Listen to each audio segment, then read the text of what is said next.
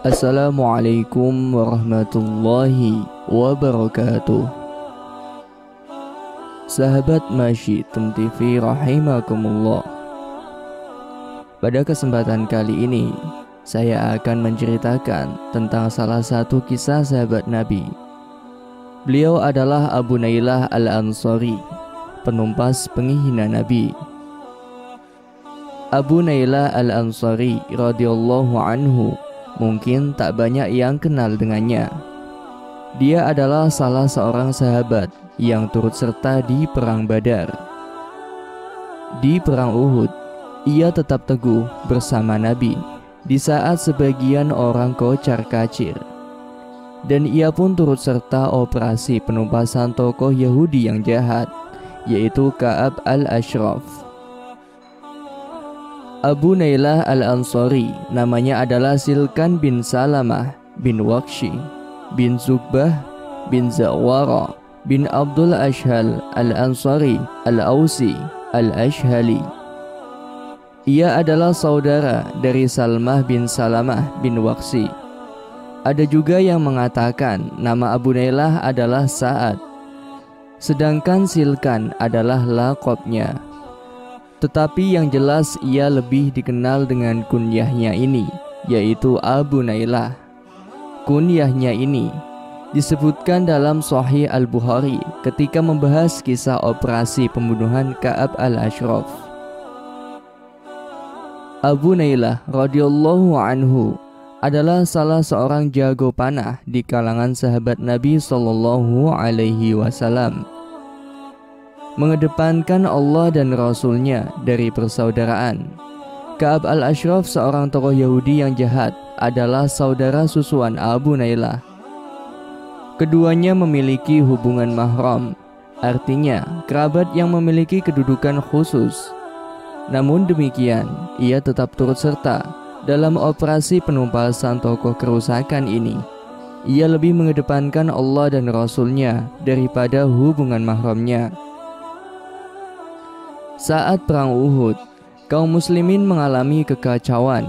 Kabar tentang terbunuhnya Rasulullah pun tersebar. Duka pun merundungi dada para sahabat. Akal mereka tak lagi berjalan normal karena sedih luar biasa. Sebagian dari mereka termenung, sebagian lagi pulang, tak lagi terlibat dalam perang. Dalam kondisi kalu tersebut, Abu Nailah tetap tegar bersama Rasulullah SAW, melindungi beliau di saat yang genting, di saat beliau terpojok dan menjadi target utama musuh. Dalam kitab Athiqat, Ibnu Hibban menyebutkan bahwa Abu Nailah adalah veteran Perang Badar. Ia adalah seorang ahli panah di tengah-tengah sahabat Rasulullah SAW. Karena kepercayaan Rasulullah SAW pada dirinya, ia dilibatkan dalam operasi penumpasan Ka'ab al-Ashraf al-Yahudi, padahal keduanya adalah saudara sepersusuan. Penumpasan Ka'ab al-Ashraf terjadi pada 24 Rabiul Awal, 25 bulan setelah Nabi hijrah ke Madinah. Ia adalah seorang provokator, penyulut kebencian dan peperangan. Ia menyerang Rasulullah SAW dan para sahabat dengan syairnya, menggelorakan semangat orang-orang untuk berperang menghadapi Nabi. Saat kaum muslimin pulang ke Madinah dengan membawa kemenangan dari Perang Badar, ia berkata, "Kalau tetap tinggal di sini sekarang, bagian bawah bumi lebih baik dari bagian atasnya." Kemudian Ka'ab berangkat ke Mekah. Ia tangisi kematian pembesar Quraisy. Kemudian dengan syairnya, ia memotivasi mereka untuk membalas. Setelah itu, ia kembali ke Madinah. Rasulullah SAW berdoa, "Ya Allah, balaslah Ibnu al-Ashraf dengan cara yang kau hendaki, karena dia telah nyata-nyata menebar keburukan dengan hasutan dan syairnya." Imam Al-Bukhari meriwayatkan dengan sanadnya dari Jabir bin Abdullah radhiyallahu anhuma, Rasulullah sallallahu alaihi wasallam bersabda, Siapa yang mau mengatasi Ka'ab al-Ashraf, dia telah menyakiti Allah dan Rasul-Nya. Lalu Muhammad bin Maslamah berdiri dan berkata, "Wahai Rasulullah, apakah yang Anda maksud adalah membunuhnya?" Beliau pun menjawab, "Iya, kalau begitu izinkan aku untuk menyampaikan satu hal." Sambung Muhammad bin Maslamah, Rasulullah mengatakan, "Silakan." Kemudian Muhammad bin Maslamah menemui Ka'ab al-Ashraf untuk mengecohnya. Ia berkata, "Laki-laki itu, Nabi Muhammad, meminta kami upeti dan dia sangat memberatkan kami. Kedatanganku ini dalam rangka memohon padamu."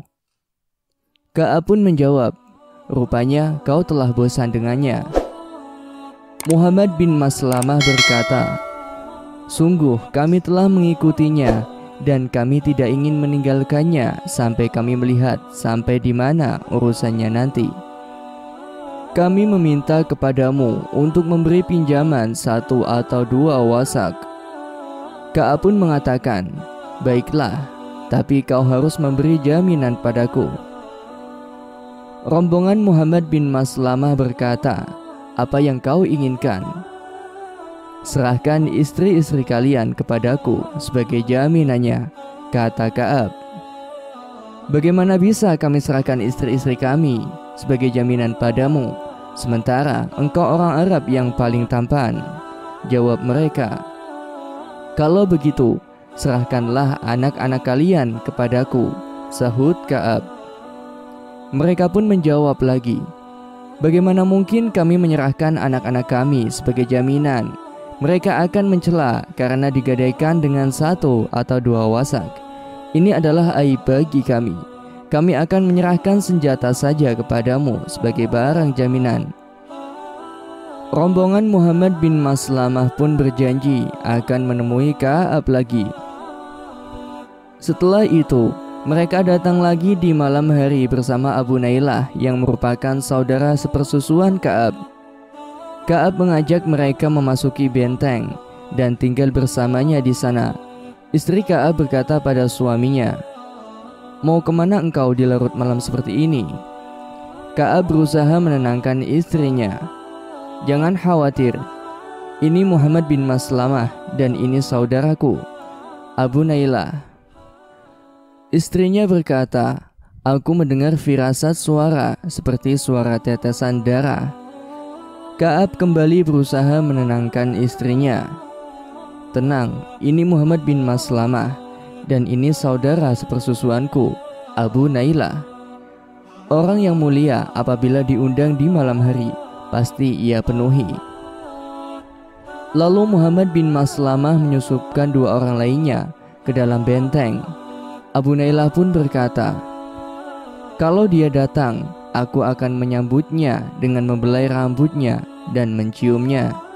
Kalau kalian lihat aku telah menenangkan kepalanya, kuserahkan pada kalian dan habisilah dia. Setelah itu temui Nabi dan kabarkan pada beliau." Kemudian ada peristiwa lain yang patut kita teladani dari seorang sahabat Abu Nailah. Saat sahabat yang mulia Sa'ad bin Mu'adz dimasukkan ke dalam lubang kuburnya, Abu Nailah turun menggendongnya sampai di tempat tersebut.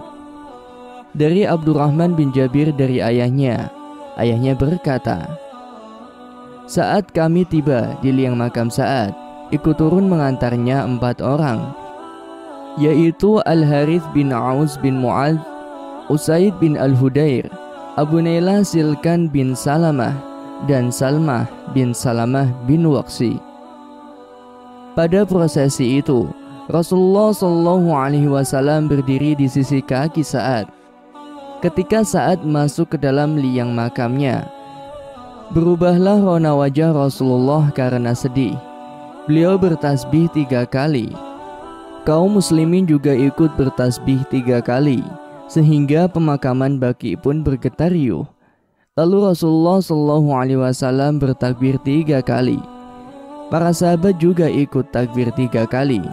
Baqi kembali bergetar dengan gemuruh takbir. Kemudian Rasulullah ditanya, "Wahai Rasulullah, Kami lihat rona wajah Anda berubah. Anda bertasbih 3 kali. Kemudian beliau bersabda, kubur sahabat kalian ini menghimpitnya. Ia memiliki sifat menghimpit. Seandainya ada orang yang selamat dari himpitan kubur, tentu saat termasuk orangnya. Kemudian Allah melapangkan untuknya. Masya Allah, demikian ngerinya alam kubur. Ia menghimpit siapa saja. Bahkan orang sehebat dan seagung Sa'ad bin Mu'adz pun hendak dihimpitnya. Wallahu a'lam bishawab.